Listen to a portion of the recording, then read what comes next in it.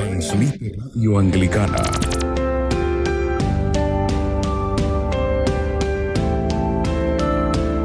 24 horas, siempre junto a ti.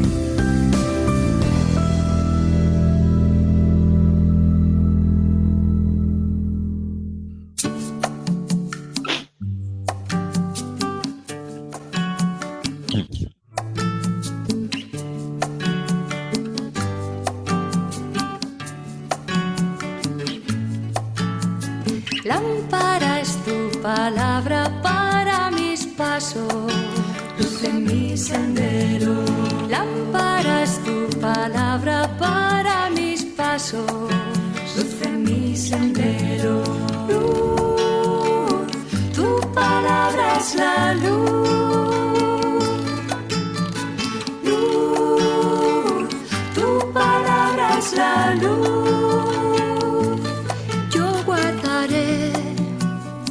Tus justos mandamientos.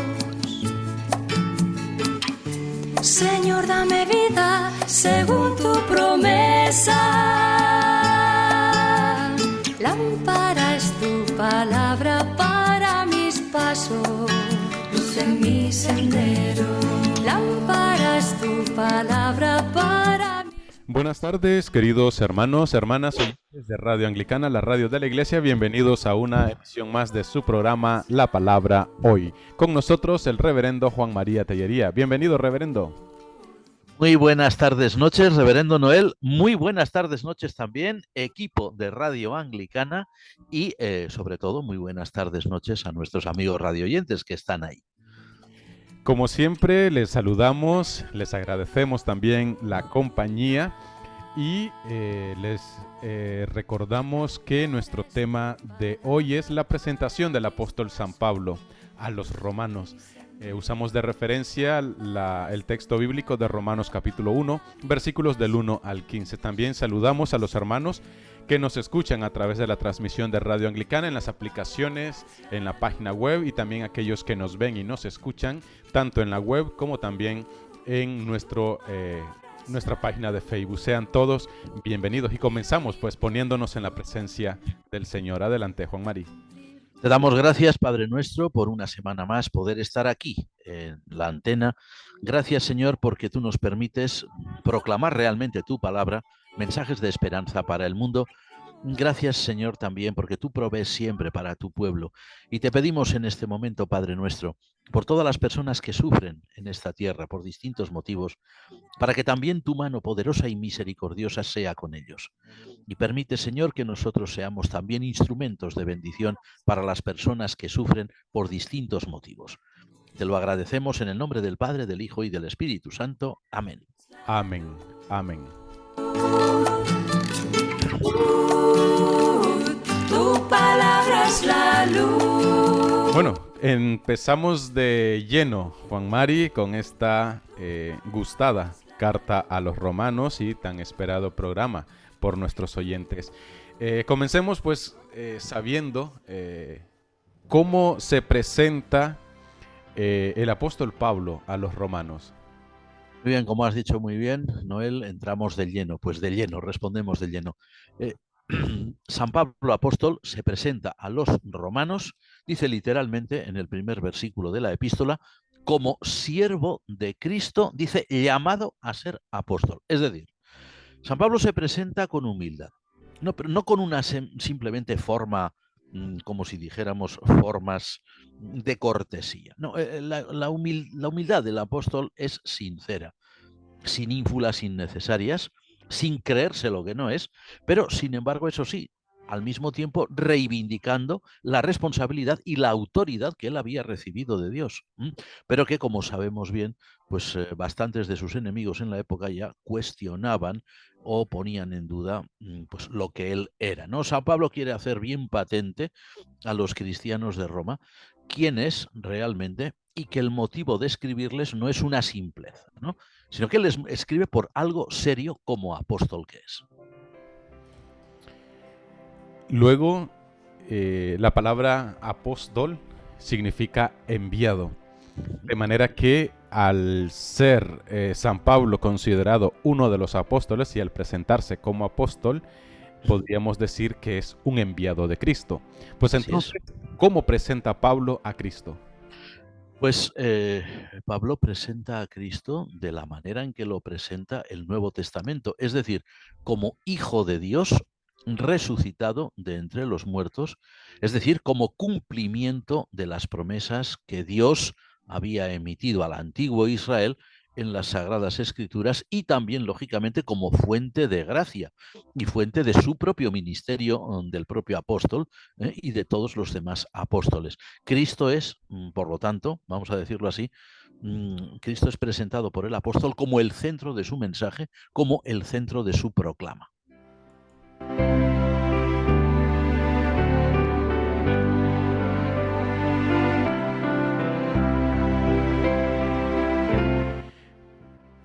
Una oyente, nos dice: la carta a los romanos inicia dando un testimonio vivo de quién era nuestro Señor Jesucristo.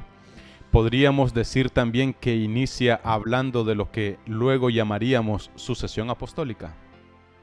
Pues en parte sí, y tenemos que tener en cuenta que, San Pablo es un representante del colegio apostólico, pero no exactamente del grupo de los 12.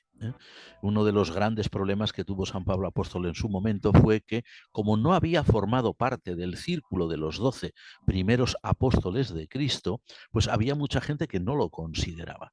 Sin embargo, San Pablo es un ejemplo muy claro de que no solamente eran los 12. El Nuevo Testamento menciona a otros, por ejemplo, a Bernabé como apóstol, a San Bernabé, que dicen en algunos lugares, ¿no? El propio Pablo es también un apóstol y él va a mencionar incluso también a otros. Y esto da pie, efectivamente, a que el ministerio apostólico, que es un ministerio muy propio del siglo I, eran testigos de la resurrección de Cristo, tuviera luego después una sucesión, en el sentido de decir que ese ministerio que Cristo confió a los apóstoles, que Dios confió a los apóstoles, no podía morir con ellos. Y aunque hoy, por ejemplo, en la Iglesia, pues ya nadie pueda llamarse apóstol, porque nadie es testigo presencial de la resurrección de Cristo como fueron ellos, porque ellos vieron al Señor resucitado, sin embargo, la fe de los apóstoles está ahí y la fe de los apóstoles ha sido conservada por la Iglesia, de tal manera que la Iglesia universal de Cristo, lógicamente, la Iglesia continúa ese ministerio apostólico. Desde el punto de vista institucional, es evidente que los antiguos obispos, que ya existieron en el siglo I y en el siglo II, eran discípulos directos de los apóstoles, es decir, eran los los encargados de transmitir a la Iglesia la fe apostólica. Por eso se dice que el orden episcopal, pues continúa esa labor y desde luego lo hace en el momento específicamente en que transmite, defiende y proclama esa fe apostólica, naturalmente. ¿Cómo es la imagen de Dios que San Pablo vehicula en esta introducción, Juan Mari? Si nos damos cuenta, podríamos decir que es una imagen trinitaria. A ver, cuidado, el apóstol ahí no habla de no dice el dogma de la Trinidad o la doctrina de la Trinidad, no lo menciona, no lo va a mencionar nunca. De hecho, como saben muy bien nuestros amables amigos radioyentes, la palabra Trinidad aparece por primera vez en el siglo II, en el siglo II de la pluma de Tertuliano, uno de los grandes apologetas de la antigüedad. La palabra Trinitas en latín, de la cual deriva el castellano Trinidad y el de otras lenguas modernas, ¿no? Pero sin embargo, San Pablo, sin mencionar el dogma de la Trinidad o sin mencionar doctrina alguna, lo presenta a Dios, la imagen que vehicula de Dios es una imagen trinitaria. ¿En qué sentido? En el sentido de que en el pensamiento paulino, Dios, su Hijo, Jesucristo, y el Espíritu Santo son mencionados siempre trabajando de consuno, trabajando de común acuerdo. O sea, no cada uno por su lado, y siempre trabajando para algo tan importante como es la redención, la salvación de la humanidad. En este sentido, cuando leemos toda la epístola, no solamente esta primera parte, vamos a ver que siempre entre los tres hay una interacción. hay un propósito conjunto. En este sentido, podemos decir que la imagen que tiene San Pablo apóstol de Dios es trinitaria, aunque, como decimos, nunca menciona el apóstol la palabra Trinidad, que no existía en su época.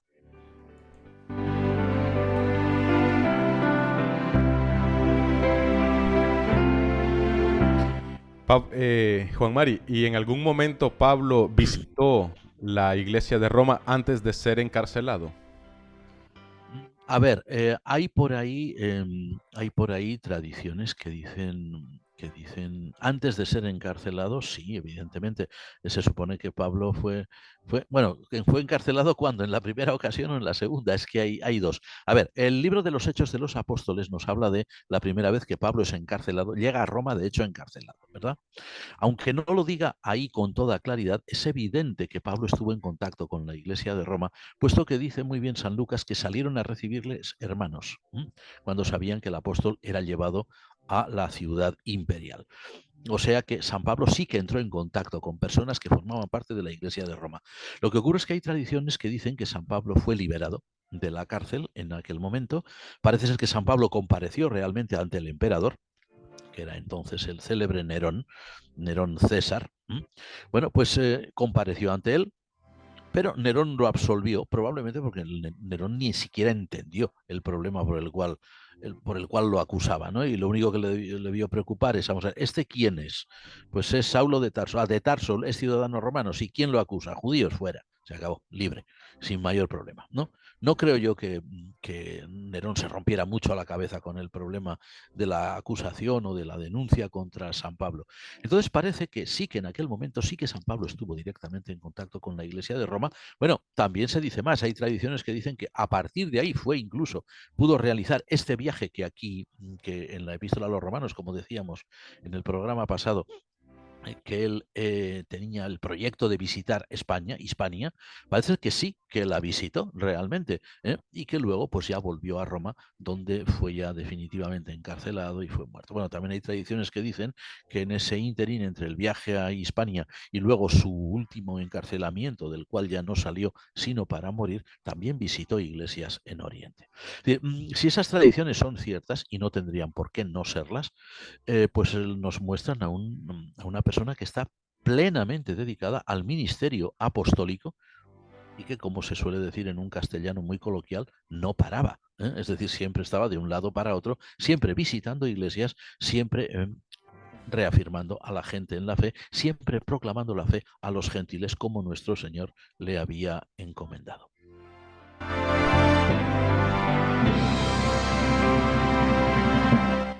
¿Y cómo entiende San Pablo las Sagradas Escrituras? Muy buena pregunta. Para el apóstol San Pablo, las Sagradas Escrituras, lo que estamos ahora recordando, las Sagradas Escrituras San Pablo apóstol las entiende como un vehículo, pero un vehículo muy especial, muy importante, un vehículo de promesa. De promesas. Recordemos que para San Pablo las Escrituras es solo el Antiguo Testamento. Él no conoce el Nuevo, curiosamente. Él, que es uno de los autores más prolíficos del Nuevo Testamento, no conoce el Nuevo Testamento. Para San Pablo la Escritura es el Antiguo, lo que nosotros llamamos el Antiguo. Y San Pablo es muy evidente que cuando lee la Escritura, cuando reflexiona sobre ella, siempre la lee o la ve, la entiende bajo la óptica, el prisma de lo que es la promesa, ¿no? Y es muy importante que para San Pablo sea, como hemos dicho, el Antiguo Testamento, la Escritura, porque esto nos permite entender, a pesar de cosas que en ocasiones se pueden llegar a decir o que se han dicho o que se han dejado por ahí escritas incluso, que si el apóstol entendía así la Escritura, y esa Escritura era el Antiguo Testamento, eso quiere decir que para la iglesia primitiva, las primeras comunidades cristianas, la iglesia que llamamos hoy la iglesia apostólica, las Sagradas Escrituras del Antiguo Testamento eran fundamentales. Y no solamente eso, sino que San Pablo nos da también una pauta de cómo leerlas hoy, de cómo entenderlas hoy. Nuestro Señor Jesucristo había afirmado que las Escrituras hablaban de Él, ¿no? Incluso hay por ahí unos pasajes muy bonitos del Evangelio, según San Lucas, y algún versículo de San Juan donde Jesús habla de cómo las Escrituras dan testimonio de él. Bueno, pues San Pablo ahora lo que dice es que la Escritura es promesa, porque esa promesa solo se puede cumplir en Cristo. Y esto nos marca a nosotros una pauta muy importante acerca de cómo debemos leer, cómo debemos entender el Antiguo Testamento.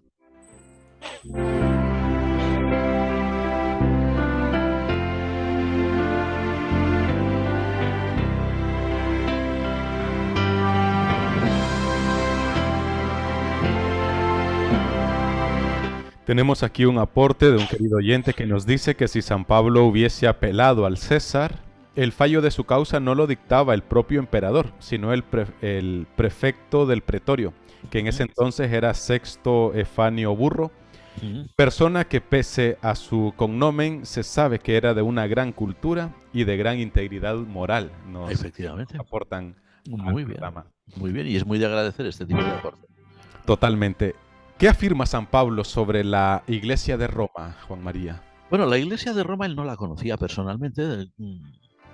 Da a entender claramente en su epístola que él nunca la había visto. De hecho, deseaba conocerlos, deseaba verlos, pero dice algo muy importante. Admira a la Iglesia de Roma. Y dice que la Iglesia de Roma es motivo de admiración para toda la cristiandad de aquella época. Dice que son un ejemplo de fe y que se han convertido algo así como en un modelo a imitar para todas las congregaciones cristianas de aquel momento, ¿no? Por eso San Pablo, cuando se dirige a los romanos, notamos que hay, por un lado, admiración, pero también hay un profundo respeto. Es decir, él no es el fundador de la Iglesia de Roma. De hecho, la fundación de la Iglesia de Roma sigue para los historiadores estando en el más absoluto de los misterios. No se sabe quién fue realmente, si hay un nombre por ahí que sea el fundador, aunque hay tradiciones que dicen que fue San Pedro, o que dicen San Pedro y San Pablo los fundadores de la Iglesia. En cierto sentido fueron los que realmente reafirmaron la Iglesia, ¿no? Pero la fundación no sabemos realmente quién la efectuó, pero sí sabemos algo muy importante por lo que aquí transmite el apóstol, y es que era una iglesia cuyo renombre, no solamente ya por ser la iglesia de la capital del imperio, que eso sin duda tenía su peso, socialmente hablando en aquella época, pero tenía un renombre ganado, pero ganado a pulso, como se suele decir, por su buen testimonio cristiano, su firmeza en la fe, su fortaleza, sus convicciones, algo que era realmente extraordinario. A ver, para que incluso iglesias de gente no romana, ¿no? O iglesias de distintos puntos del Imperio Romano, que a lo mejor podrían pensar, nosotros somos iglesias apostólicas, ¿no? Fundadas por apóstoles, por este, por el otro. Estos romanos no se sabe ni quién los ha fundado, vete a saber si son un grupo que están por ahí, que se han organizado entre ellos. Para que esas iglesias, incluso de origen apostólico directo, manifestaran este respeto que muestra San Pablo, que dice que todas las iglesias tienen para con ellos, eso significa que los cristianos romanos eran ejemplares.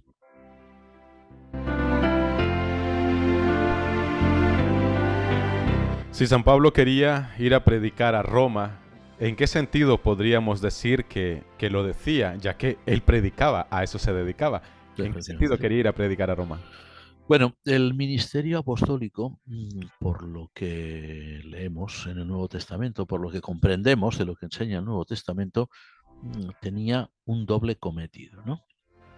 En primer lugar, en tanto que testigos de, como decimos, de la resurrección del Señor, testigos en el sentido de que fueron las personas a quienes Cristo resucitado se apareció y les comisionó para, en fin, para estas labores, pues en primer lugar, la primera gran faceta del ministerio apostólico, vamos a decir que es la evangelización. De hecho, la Iglesia, siguiendo el mandato del Señor, la Iglesia se extendió por el mundo precisamente debido a las labores de los apóstoles, la mayoría de los cuales, según las tradiciones, sellaron con su propia sangre ese testimonio, ¿verdad?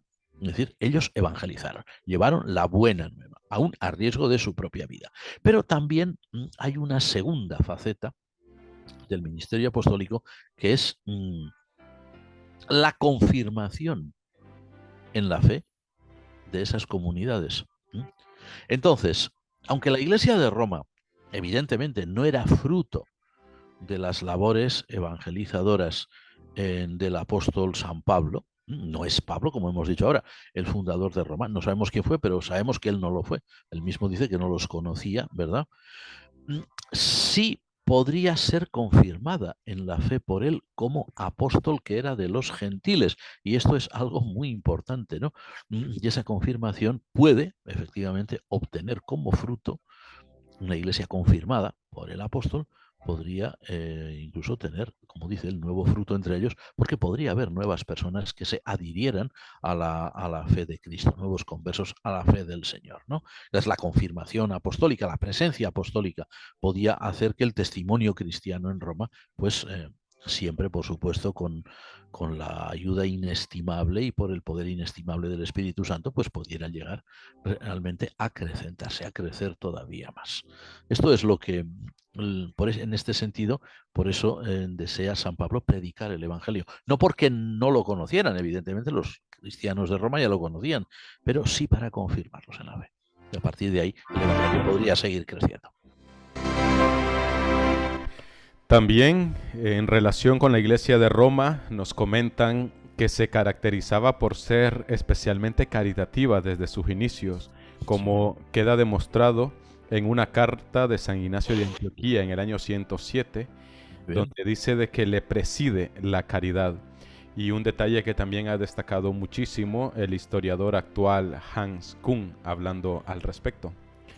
¿Qué nos puedes aportar, Juan Mari, sobre esto? Que es una grandísima verdad. Efectivamente, los cristianos romanos fueron, según el testimonio de los padres de la patrística, este testimonio que se nos ha mencionado y algún otro más, fueron personas que no solamente eran fieles en cuanto a la doctrina, no solamente era la pureza doctrinal lo que los caracterizaba, sino también una labor social muy grande. De hecho, la Iglesia de Roma llegó a vivir en algunos momentos un poquito más tarde, llegó a vivir, desgraciadamente, un cisma muy grande, porque el concepto de la caridad cristiana, entendido no solamente como el dar limosna a la gente pobre, o no solamente proveer de lo necesario a personas que lo precisaban, sino incluso la caridad entendida como algo todavía mucho mayor que podía romper barreras sociales, que es lo que realmente ocurrió. Eso hizo que algunos que eran mucho más tradicionalistas y que no llegaban a entender ese concepto de la caridad, llegaran a crear un cisma que duró siglos, ¿no? El cisma de aquellos que no aceptaron bajo ningún concepto, por ejemplo, que damas romanas de alta alcurnia que se habían convertido al cristianismo quisieran contraer matrimonio con esclavos cristianos. Las leyes romanas eso lo prohibían. Sin embargo, el obispo de Roma sancionó ese tipo de matrimonios porque, evidentemente, en la Iglesia de Cristo no puede haber esas diferencias. El propio San Pablo lo dirá en otra de sus cartas, ¿no? Ni esclavo, ni libre, ni en fin, cosas por el estilo, ¿no? O sea, la caridad que desarrolló la Iglesia de Roma no era simplemente el hecho de vamos a ayudar a gente que tiene carencia de recursos, que lo era también, evidentemente, sino algo mucho más grande. La Iglesia de Roma supo dar unos pasos enormes, socialmente hablando, que otras no. Desgraciadamente eso generó un cisma, el cisma de un presbítero, un sacerdote romano, cristiano, novaciano, que no aceptaba eso porque decía que eso era escandaloso.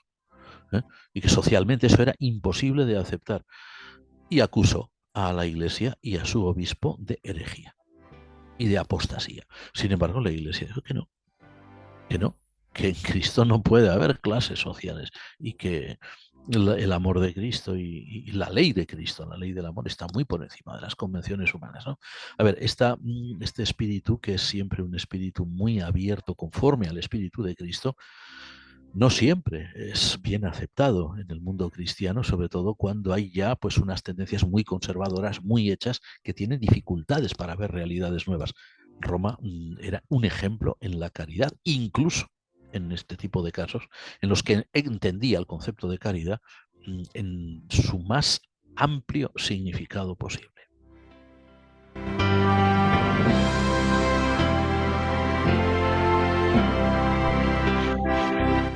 Es normal con estos datos que luego muchas iglesias apostólicas, como bien has comentado, Juan Mari, admiraran la valentía de esta iglesia que estaba en la capital del imperio, por así decirlo, en el centro de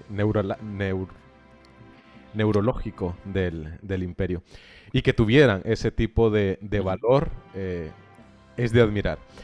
Bueno, Juan Mari, podríamos decir, hablando de históricamente, si se cumplió o no se cumplió el deseo de San Pablo en relación con la visita que quería hacer o de compartir con la iglesia, de predicar y todo, con la iglesia de Roma. ¿Se cumplió o no se cumplió históricamente este deseo? Bueno, según el libro de los Hechos termina en el capítulo 28 y nos muestra a un apóstol encadenado, además literalmente encadenado a un soldado que lo acompañaba siempre para que no se escapara hasta que fuera llevado al tribunal imperial, ¿verdad?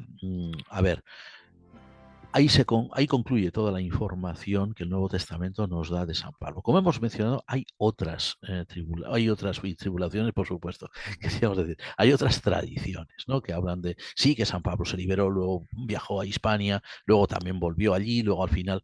Bueno, no hay certeza, como decimos, de estas tradiciones. No tienen por qué ser falsas, no tenemos por qué decir rotundamente no. Esas tradiciones son mentira. No te podemos decir exactamente eso, pero lo único que queda claro es que a través de esta epístola es que Pablo se hizo presente a la iglesia de Roma por su epístola, evidentemente. Si luego se hizo presente en persona o no, sería otra historia que no podemos afirmar, ¿eh? Y por esta misma epístola, San Pablo se ha hecho presente a toda la Iglesia universal hasta el final de los tiempos. Si San Pablo pudo cumplir su deseo realmente de visitar y confirmar en la fe, no lo sabemos. Hay tradiciones que dicen que sí. De hecho, a ver, la novela clásica Quo Vadis, que luego se llevó al cine, se ha llevado al cine creo que más de una vez, pero bueno, la gran película clásica, la gran superproducción de Hollywood que todos probablemente hemos visto alguna vez, bueno, pues en esa novela aparece el apóstol San Pablo como uno de los personajes y que está allí en Roma y que muere allí en Roma, ¿no? Y que muere en Roma pues ejerciendo allí un ministerio, ¿no? Aparece también el apóstol San Pedro, en fin, es una novela que está basada en este tipo de tradiciones sobre la vida de los apóstoles, pero como decimos, constancia histórica real no tenemos. Aunque también decimos, hemos de ser prudentes y no podemos negarlo rotundamente todo y decir, no hay constancia, es mentira. No. Puede que no sea mentira, pero para decir San Pablo visitó Roma y confirmó, no lo podemos saber. Ya tenemos una aportación más y luego si quieres comentar algo al respecto, Juan Mari, y Sí. así vamos acercándonos al final. Tenemos un aporte más y nos dicen, hablando de Novaciano, que también aparte dicen que condenó a Cornelio y a sus seguidores por perdonar a los que habían comprado certificados falsos de haber adorado a los dioses paganos y perdonar también para la hora de su muerte a los que realmente habían apostatado. Según el concilio de Elvira en España en el siglo IV, a principios aún tenía influencias de este señor, ya que negaba el pan de la Santa Cena hasta la hora de la muerte a las mujeres que habían abandonado a su marido y se hubieran casado con otro hombre, salvo que hubiera alguna causa justificada para dicho abandono.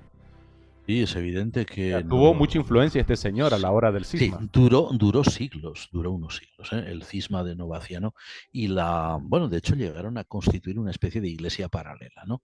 No existe ya hoy. Ahora, lo que sí existe hoy, desgraciadamente, es el espíritu de Novaciano, es decir, el espíritu de las personas que son muy rigoristas, ¿eh? Son muy rigoristas porque tienen una visión, pues a veces un poquito estrecha de cómo son las cosas, ¿no? Es cierto que a Novaciano le tocó vivir en una época pues muy turbulenta de la historia de la Iglesia en Roma y en todo el Imperio Romano, evidentemente, y que él optó por un integrismo feroz, un integrismo, pues como hemos dicho, que le llevó a condenar incluso al propio obispo de Roma. Bueno, y ahora todos estos datos que nos proporciona nuestro amigo, que son datos fidedignos totales, es así. O sea, Novaciano se oponía incluso a, pues como hemos visto, pues a esto de el perdón a las personas que se habían mostrado débiles, débiles en momentos tan claves como eran las persecuciones, evidentemente. Novaciano era sin duda alguna un muy buen legalista, pero su percepción de lo que era realmente el Evangelio estaba un poquito distorsionada. No queremos decir que fuera un demonio ni nada, como a veces se ha dicho de él y de otros, ¿no? No, simplemente era un cristiano que entendía el Evangelio desde un punto de vista estrictamente legal. A ver, aquí no vamos a romper una lanza a favor de Novaciano, pero sí vamos a decir algo, ¿no? Hay que entender que Novaciano era realmente romano. A ver, ¿y esto qué quiere decir? La Iglesia de Roma, como habíamos visto, estaba compuesta por gente de todas las procedencias. No estrictamente romanos, italianos, ¿no? Sino de todas las procedencias, sobre todo gente oriental que hablaba griego.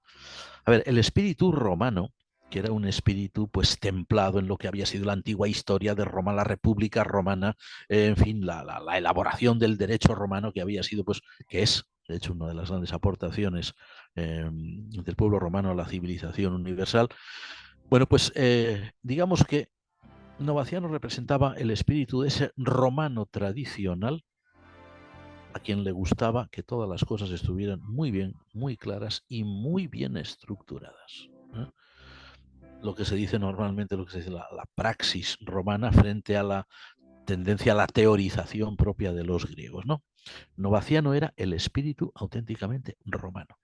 Alguien que decía, esto es así y esto tiene que ser así porque así nos lo han transmitido. El problema de Novaciano y de los novacianos que existen hoy y que los que han existido en toda la historia y los que vendrán en tiempos futuros, porque siempre habrá, es que estas personas pierden a lo mejor de vista que detrás de todas esas cosas, que sin duda alguna tienen razón, a ver, la Iglesia tiene que ser un ejemplo de moralidad, la Iglesia tiene que ser un ejemplo de muchísimas cosas, ¿no? De orden, pero Novaciano no entendió que a veces hay situaciones de las personas humanas que están, perdón, que están muy por encima de lo que es la ley estricta, el código estricto que regula, o las costumbres estrictas que regulan una serie de pautas. En este sentido, Novaciano entendemos que cometió un grave error que dañó a la Iglesia en Roma y que, en fin, en Roma y en Occidente sobre todo, porque lo que hizo fue crear un germen constante de división, ¿no? Que eso es una cosa indeseable en el seno de la Iglesia.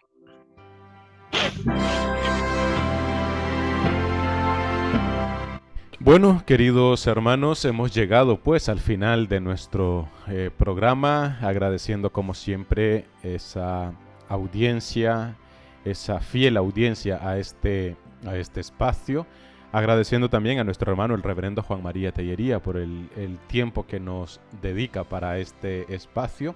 Agradeciendo a nuestros oyentes también que nos han compartido preguntas, aportes, comentarios, que de esa manera también enriquecen el programa. También pues recordarles que en breves momentos estará disponible en el canal de YouTube de Radio Anglicana este programa para que junto con el anterior puedan pues repasarlo e ir también manteniendo ese hilo que llevamos en este espacio en torno a la carta a los romanos. Gracias a nuestros oyentes en las aplicaciones, en la web, los que nos ven y nos escuchan en las distintas plataformas de vídeo que transmite Radio Anglicana. Juan Mari, muchísimas gracias. Gracias a todos vosotros de corazón, gracias a ti, gracias al equipo, o mejor dicho, a los equipos, porque hay más de uno, y de Radio Anglicana, y por encima de todo, gracias a todos nuestros amigos oyentes que con sus preguntas y sus aportaciones valiosísimas, a veces con datos, pero como los que nos han aportado hoy, que enriquecen muchísimo nuestro programa y nos enriquecen a todos, absolutamente a todos. Gracias de corazón. Totalmente, así que pues muchísimas gracias. Dentro de 8 días nos encontramos aquí en Radio Anglicana a esta misma hora para una emisión más de su programa La Palabra Hoy. Alabado sea Jesucristo. Amén. Vida según tu promesa, lámpara es tu palabra para mis pasos.